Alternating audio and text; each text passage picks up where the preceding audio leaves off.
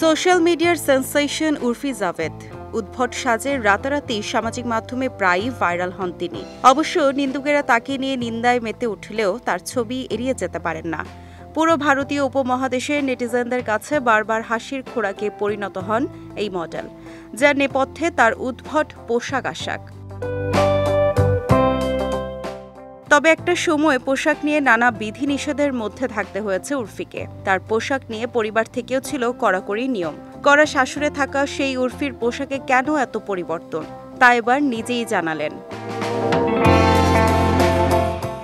সম্প্রতি এক পডকাস্ট শোতে উর্ফি জাভেদ জানিয়েছেন, পাঞ্জাবের মেয়ে তিনি। ছোট থেকেই দারুণ কড়া শাসনে বড় হয়েছেন।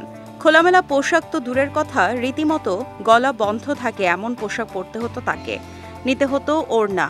এও জানিয়েছেন, ওড়না একটু সরে গেলেই তার বাবা তার উপর অত্যাচার করতেন। এরপর থেকেই স্বাধীন হওয়ার একটা বোধ চেতনা জায়গা করে নেয় উর্ফির মনে। তিনি চান স্বাধীনভাবে বাঁচতে, নিজের ইচ্ছে মতো পোশাক পরতে। উর্ফির কথায়, কোনো বাধাতে জড়িয়ে থাকতে চাই না। নিজের শরীর ও মন খোলা রাখতে ভালো লাগে আমার, তাই বেশিরভাগ সময় আমি এমন পোশাক পরি।